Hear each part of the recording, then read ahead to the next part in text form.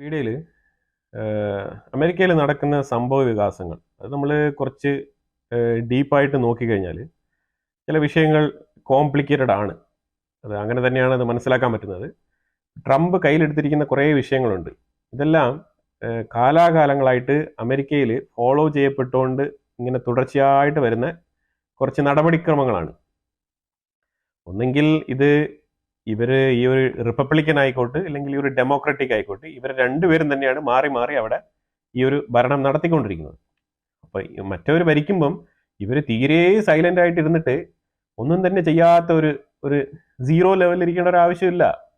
ഇതിപ്പം ഭരിക്കുന്ന ആൾക്ക് മാത്രമേ വോയിസ് ഉള്ളൂ എന്നുള്ളൊരു അവസ്ഥയിലാണ് അമേരിക്കയുടെ ഉടനീളം നമ്മൾ ഇങ്ങനെയാണ് കാണാൻ കഴിയുന്നത്. അതായത് റൂളിംഗ് പാർട്ടി നടത്തുന്ന എന്തെങ്കിലുമൊക്കെ തീരുമാനങ്ങളിൽ ചില മാറ്റങ്ങൾ വരുത്തണം എന്നുണ്ടെങ്കിൽ എഫക്റ്റീവായിട്ട് ഇടപെടാൻ പറ്റും.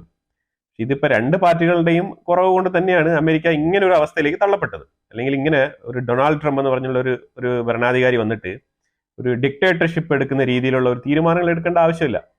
ഇപ്പൊ ട്രംപിന് ഇപ്പൊ ഈ ഒരു അവസ്ഥയിലേക്ക് എത്തിപ്പെടേണ്ട കാര്യം എന്താണ്? അയാളുടെ കയ്യിലുള്ള ടൈം വളരെ കുറവാണ്. ഇനി 4 വർഷം അത് മാത്രമേ ഉള്ളൂ. പക്ഷെ ഇപ്പൊ എടുത്തിരിക്കുന്ന കാര്യങ്ങൾ എന്ന് പറഞ്ഞാൽ ഈ 4 വർഷത്തിനുള്ളിൽ തീർക്കാൻ പറ്റുമോ എന്ന് ചോദിച്ചു കഴിഞ്ഞാൽ വലിയ ഭാരിച്ച കാര്യങ്ങളാണ് എടുത്തു വെച്ചിരിക്കുന്നത്. അതിൽ 2-3 കാര്യങ്ങൾ നമുക്ക് നോക്കുമ്പോഴത്തേക്ക് തന്നെ നമുക്ക് മനസ്സിലാക്കാൻ പറ്റുന്നത്. നമ്മൾ അതൊന്ന് ക്രാക്ക് ചെയ്ത് നോക്കാം. അപ്പൊ അതിനകത്ത് ഏറ്റവും ആദ്യം ഇപ്പൊ ഇന്ന് തന്നെ കോടതിയിൽ നിന്ന് തിരിച്ചടി കിട്ടിയിരിക്കുകയാണ്. എന്തിനാണ്?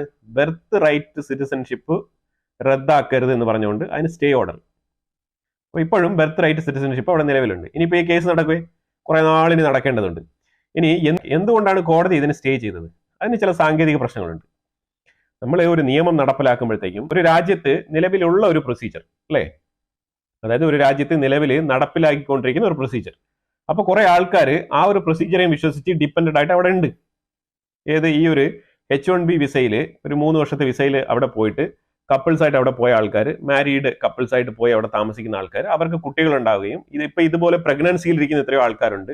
അപ്പൊ ഇതൊക്കെ ഇപ്പൊ ഈ ഡൊണാൾഡ് ട്രംപ് ഇവിടെ വന്ന് പ്രസിഡന്റ് ആവും, ഇപ്പൊ ഇയാൾ വന്നിട്ട് പെട്ടെന്ന് ഒരു സുപ്രഭാതത്തിൽ ഇയാൾ ഒരു എക്സിക്യൂട്ടീവ് ഓർഡർ പാസ്സാക്കിയിട്ട് ഈ നമ്മുടെ കുട്ടികൾക്ക് കിട്ടാൻ പോകുന്ന ഒരു സിറ്റിസൺഷിപ്പിനെ റദ്ദാക്കും എന്ന് പറഞ്ഞ അവര് പ്രീ കണ്ടീഷൻ വെച്ചുകൊണ്ടല്ലോ ഈ ഒരു പ്രഗ്നൻസി ഒക്കെ അവിടെ ഉണ്ടാകുന്നത്. അമേരിക്കയിൽ ഓൾറെഡി ഉള്ള ഒരു കീഴ്വഴക്കം, അതിനനുസരിച്ച് അവർ ഫോളോ ചെയ്ത് പോവാണ്. അപ്പൊ അവർക്കൊരു H1B വിസ കിട്ടി, അവർ ഫാമിലി ആയിട്ട് അവർ വന്നു, ഇവിടെ ജോലി കിട്ടി, അവർ താമസിക്കുന്നു. ഈ വിസ H1B ആണോ പെർമനന്റ് ആണോ റെസിഡൻസ് ആണോ ഇതൊന്നും അവിടെ ഒരു വിഷയമേ അല്ല എന്നുള്ളതാണ്. കാരണം ഒരു ഹ്യൂമൻ ലൈഫിൽ വരുന്ന ഏറ്റവും ഇമ്പോർട്ടന്റ് ആയിട്ടുള്ള ഒരു പാർട്ടാണ് ഈ ഒരു പ്രഗ്നൻസി, കുട്ടികളെ പ്രസവിക്കുക എന്നുള്ളതൊക്കെ. അപ്പൊ അത് മനുഷ്യന്റെ സർവൈവലിന്റെ കൂടെ ഒരു പാർട്ടാണ്. അപ്പൊ കോടതി അതിനെ അങ്ങനെയാണ് കാണുന്നത്. അപ്പൊ കോർട്ട് പറഞ്ഞിരിക്കുന്നത് നിലവിൽ ഇവിടെ നിൽക്കുന്ന കാര്യങ്ങളൊക്കെ തീർക്കണം, അത് കഴിഞ്ഞിട്ട് മാത്രമേ ചർച്ച നടത്തി ഒരു തീരുമാനത്തിൽ എത്താൻ പറ്റൂ. കാരണം ബെർത്ത് റൈറ്റ് സിറ്റിസൺഷിപ്പ് ക്യാൻസൽ ചെയ്യുക എന്ന് പറഞ്ഞു കഴിഞ്ഞാൽ ഇതിൽ വേറെയും കുറെ പ്രശ്നങ്ങൾ വരുന്നുണ്ടെന്നാണ് കോടതി പറയുന്നത്. ചില സ്ട്രക്ചർ ഉണ്ടാക്കേണ്ടതുണ്ട് ഇതിനകത്ത്. അതായത് ഒരു ഡെഡ് ലൈൻ കൊടുക്കേണ്ടതുണ്ട്. അതായത് ഒരു ഡേറ്റ് പ്രഖ്യാപിക്കണം, ഇന്ന മാസം ഇത്രാം തീയതി അല്ലെങ്കിൽ നെക്സ്റ്റ് ഇയർ അടുത്ത വർഷം ഇത്രാം തീയതി മുതൽ ഉള്ള ആൾക്കാർക്ക് ബെർത്ത് റൈറ്റ് സിറ്റിസൺഷിപ്പ് ഇല്ലാതാക്കുന്നതായിരിക്കും. അപ്പൊ കുറച്ചുകൂടെ മാന്യതയുണ്ട്. ഒരു ടൈം ലൈൻ ഉണ്ട്, 1 ഇയർ ടൈം ലൈൻ ഉണ്ട്. അപ്പൊ ഈ ഒരു മുന്നറിയിപ്പ് നിങ്ങൾക്ക് തന്നിട്ടും നിങ്ങൾ വീണ്ടും ഈ ഒരു സിറ്റിസൺഷിപ്പ് പ്രതീക്ഷിച്ചിരുന്നു എന്നുള്ളൊരു അവസ്ഥയിലേക്ക് വരും. ഇപ്പൊ അങ്ങനെയൊന്നും അല്ല സംഭവം. ഇപ്പൊ സംഭവം വെച്ചാൽ ഇമ്മീഡിയറ്റ് ആയിട്ട് ഒരു എക്സിക്യൂട്ടീവ് ഓർഡർ ഇട്ടിട്ട് ഇതെല്ലാം റദ്ദാക്കി വെച്ചിരിക്കുകയാണ്. ഇപ്പൊ അവിടെ ജോലിക്ക് അപ്ലൈ ചെയ്ത് കഴിഞ്ഞാൽ വിസ കിട്ടുന്നില്ല, പിന്നെ H1B വിസകൾ പാസ്സാകുന്നില്ല. അതുപോലെ തന്നെ എന്തിനു വേദം ടൂറിസ്റ്റ് വിസകൾ വരെ പാസ്സാവാത്ത അവസ്ഥയിലാണ് ഇപ്പൊ പൊയ്ക്കൊണ്ടിരിക്കുന്നത് കാര്യങ്ങൾ.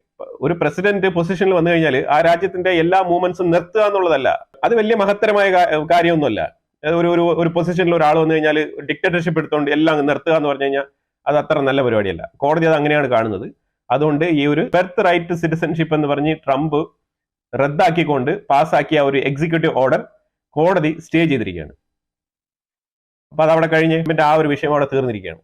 ഇനി ഇന്നലെ Donald Trump World Economic Forum Davos സ്വിറ്റ്സർലാൻഡിൽ അഡ്രസ് ചെയ്തു. വലിയ സ്പീച്ചാണ് കൊടുത്തത്. ആ സ്പീച്ചിൽ ആദ്യമേ പറഞ്ഞത് നിങ്ങൾ എല്ലാവരും തന്നെ അമേരിക്കയിൽ വന്ന് പ്രോഡക്റ്റ് ഉണ്ടാക്കുക എന്നുള്ളതാണ്. കമ്പനി ഓണേഴ്സിനെല്ലാം ഒരു വാണിംഗ് കൊടുത്തിരിക്കുകയാണ്. അതായത് നിങ്ങൾ എല്ലാവരും കൂടെ വന്ന് അമേരിക്കയിൽ നിന്നും മാനുഫാക്ചറിങ് ചെയ്യൂ എന്നാണ് പറയുന്നത്. ഓക്കെ, നമുക്ക് അതിനെക്കുറിച്ച് ഡീറ്റെയിൽ ആയിട്ട് നോക്കാം. അമേരിക്കയിൽ വന്ന് ബിസിനസ് ചെയ്യൂ, അമേരിക്കയിൽ വന്ന് മാനുഫാക്ചറിങ് ചെയ്യൂ, അമേരിക്കയിൽ നിന്ന് പ്രോഡക്റ്റ് ഉൽപ്പാദിപ്പിക്കുന്നൊക്കെ പറയുന്നത് ഓക്കെ, കേൾക്കാൻ കൊള്ളാം, നല്ല രസമുണ്ട്. ആദ്യമേ നമ്മൾ ഇത് ചിന്തിക്കുന്നതിന് മുമ്പ് എന്തുകൊണ്ടാണ് അമേരിക്കയിൽ നിന്നും ആൾക്കാർ വെളിയിൽ വന്ന് ഈ ഒരു പ്രോഡക്റ്റ് മാനുഫാക്ചറിങ് ചെയ്യുന്നു എന്നുള്ളതിനെ കുറിച്ചല്ലേ ആദ്യം ചിന്തിക്കേണ്ടത്.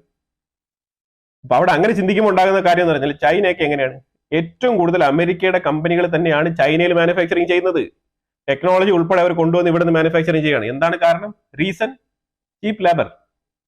അമേരിക്കയ്ക്ക് ഇത് സാധ്യമാണോ? ചീപ്പ് ലേബർ ഒരിക്കലും സാധ്യമല്ല.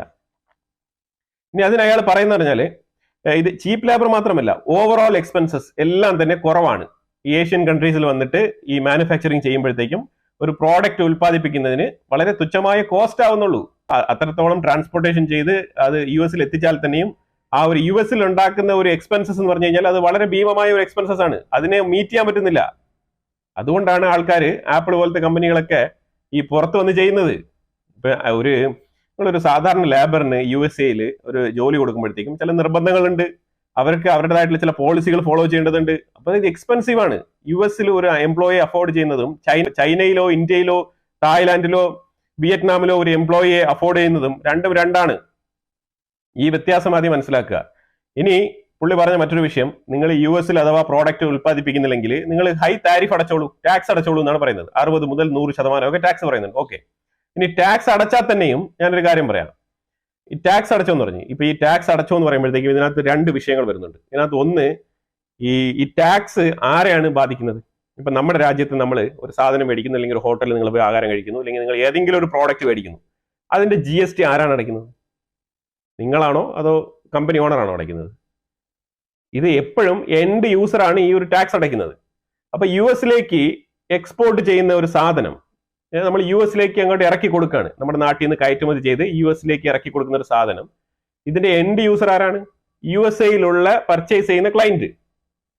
അപ്പൊ ഇത് ഗവൺമെന്റ് എത്രമാത്രം താരിഫ് കൂടുതൽ കൊണ്ടുവരുന്നോ ആ താരിഫ് പേ ചെയ്യേണ്ട ലയബിലിറ്റി ഉണ്ടാകുന്നത് ആ രാജ്യത്തിന്റെ ഉള്ളിലുള്ള ആൾക്കാർക്കാണ്, അല്ലാതെ വെളിയിലുള്ള ആൾക്കാർക്കല്ല. ശരി, ഇപ്പൊ 100% ടാക്സ് ഇട്ടോ, അതുകൊണ്ട് എന്താണ് ഉണ്ടാകുന്നത്? ഒരു കോമ്പറ്റീഷൻ, അതായത് ഒരു കോമ്പറ്റീറ്റീവ് പ്രോഡക്റ്റ്. ഇപ്പൊ നമ്മൾ ഇന്ത്യ ഉണ്ടാക്കുന്ന ഒരു പ്രോഡക്റ്റ്, ചൈന ഉണ്ടാക്കുന്ന ഒരു പ്രോഡക്റ്റ്, സെയിം പ്രോഡക്റ്റ്. ഓക്കെ, അപ്പൊ ചൈനയ്ക്ക് ഒരു താരിഫും ഇന്ത്യക്ക് ഒരു താരിഫും കൊടുത്തു കഴിഞ്ഞാൽ, ഫോർ എക്സാമ്പിൾ ചൈനയ്ക്ക് 100% താരിഫ്, ഇന്ത്യക്ക് 50% താരിഫ്. ഈ 2 പ്രോഡക്റ്റും യു എസിൽ എത്തുമ്പോഴത്തേക്കും ഇന്ത്യക്ക് ചൈനയുടെ പ്രോഡക്റ്റിനേക്കാളും ഒരു 50% ടാക്സിൽ ഒരു റേറ്റ് വേരിയൻസ് വരുത്തിക്കൊണ്ട് മാർക്കറ്റിൽ ആ പ്രോഡക്റ്റ് എത്തിക്കാൻ കഴിയും. അപ്പൊ അതുകൊണ്ട് ചൈന പ്രോഡക്റ്റിനേക്കാളും കൂടുതൽ ഇന്ത്യൻ പ്രോഡക്റ്റിന് മൂവിങ് കിട്ടും. ഇത് പ്രോഡക്റ്റിനെ സപ്പോർട്ട് ചെയ്യും. ഇന്ത്യ എന്ന് പറഞ്ഞ രാജ്യത്തിനെ സപ്പോർട്ട് ചെയ്യും. ഇതുപോലെ ഞാൻ എക്സാമ്പിൾ ആണ് ഇന്ത്യ പറഞ്ഞത്. അതുപോലെ വേറെ ഏതാണോ രാജ്യം ഈ ഒരു സെയിം പ്രോഡക്റ്റ് ഉണ്ടാക്കി ഒരു സെയിം കോമ്പറ്റീറ്റീവ് മാർക്കറ്റിൽ എത്തിക്കുന്ന ആൾക്കാരുണ്ടെങ്കിൽ അവർക്ക് ഓക്കെയാണ്. ഇപ്പൊ സാംസങ്ങിന്റെ ചൈനയിലും കമ്പനി ഉണ്ട്, അല്ലെങ്കിൽ സാംസങ്ങിന് കൊറിയയിൽ കമ്പനി ഉണ്ട്, ഇന്ത്യയിൽ കമ്പനി ഉണ്ട്. കൊറിയക്ക് ടാക്സ് കൂടുതലാണ്, അപ്പൊ ഏറ്റവും കൂടുതൽ സാംസങ് ഇന്ത്യയിൽ നിന്നായിരിക്കും എക്സ്പോർട്ട് ചെയ്യുന്നത്, ഇന്ത്യക്ക് താരിഫ് കുറവാണെങ്കിൽ. ആ രീതിയിലുള്ള മെത്തേഡും മാർക്കറ്റിങ്ങും അതുപോലത്തെ സ്ട്രാറ്റജീസ് മാത്രമേ അവിടെ നടക്കുകയുള്ളൂ. അതിലുപരിയായിട്ട് ഇതെന്താണ് സംഭവിക്കുന്നത്? അൾട്ടിമേറ്റ്ലി ഈ ഒരു ട്രംപ് ഇമ്പോസ് ചെയ്യുന്ന ഈ ഒരു താരിഫ് യു എസിന്റെ ഇൻസൈഡ് ജീവിക്കുന്ന ആ ആൾക്കാരുടെ ഉള്ളില് പൈസ കൂടുതൽ ടാക്സ് അടയ്ക്കേണ്ട അവസ്ഥയിലാണ് എത്തിക്കുന്നത്. ഈ ഒരു ടാക്സ് നിയമം യു എസിന്റെ ഉള്ളിലുള്ള ആൾക്കാരുടെ ചെലവ് വർദ്ധിപ്പിക്കുകയാണ് ചെയ്യുന്നത്. അവർക്ക് ശരിക്കും പറഞ്ഞാൽ യു എസിന്റെ ഇൻസൈഡിൽ ബൈയിങ് പവർ കുറയ്ക്കും. യു എസിന്റെ ഇൻസൈഡിലുള്ള ആൾക്കാരുടെ ബൈയിങ് കപ്പാസിറ്റി അത് കുറയ്ക്കും. കാരണം ഒരു പ്രോഡക്റ്റ് മേടിക്കുമ്പോൾ പണ്ട് ചെറിയ തോതിലുള്ള ടാക്സ് കൊടുത്താൽ മതി. യു എസിന്റെ ഉള്ളിൽ താമസിക്കുന്ന യു എസ് സിറ്റിസൺ, ഇത് പർച്ചേസ് ചെയ്യുന്ന ലാസ്റ്റ് എൻഡ് യൂസർ, അവന്റെ പോക്കറ്റിൽ നിന്നാണ് ഈ നഷ്ടം ഉണ്ടാകുന്നത്.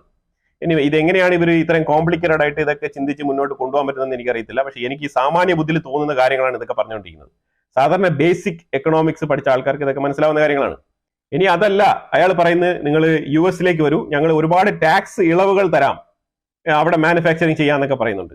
ഇത് എന്തുമാത്രം പ്രാക്ടിക്കലാണ്? ഇത് എങ്ങനെ പ്രാക്ടിക്കലാണ് നമുക്ക് നോക്കാം. ടാക്സ് ഇളവുകൾ, എന്ത് ടാക്സ് ഇളവുകൾ? സബ്സിഡി. നിങ്ങൾ സബ്സിഡി കൊടുക്കുവോ? ഒരു കമ്പനിയുടെ എൻറ്റയർ കാര്യങ്ങളൊക്കെ എടുത്തിട്ട് നമ്മൾ ഇന്ത്യയിലൊക്കെ നമ്മൾ പല പ്രോജക്റ്റുകൾക്കും സബ്സിഡി കൊടുക്കാറുണ്ട്, സോളാറിന് സബ്സിഡി കൊടുക്കാറുണ്ട്. അപ്പൊ അതുപോലത്തെ സബ്സിഡി കൊടുക്കുമോ നിങ്ങൾ? എന്താണ് ഉദ്ദേശിക്കുന്നത്? അങ്ങനെ എന്തെങ്കിലും കൊടുക്കുന്നെങ്കിൽ വ്യക്തമായിട്ടുള്ള കണക്കും കാര്യങ്ങളായിട്ട് പുറത്തു വിടും. അതായത് ഒരു യു എസ് സിറ്റിസൺ അല്ലെങ്കിൽ ഒരു യു എസിൽ വന്ന് ബിസിനസ് ചെയ്യുന്ന ഒരു ബിസിനസ്മാൻ, ഇന്ന ബിസിനസ്സുകൾക്ക് ഇത്ര സബ്സിഡി ഉണ്ട്, ഇത്ര പെർസെന്റേജ്, അത് ആനുവലി ഇങ്ങനെ കിട്ടും എന്ന് പറഞ്ഞ് നിങ്ങൾ കണക്ക് കൊടുക്കൂ. കാരണം ഇതെല്ലാം മാത്തമെറ്റിക്സ് ആണ്.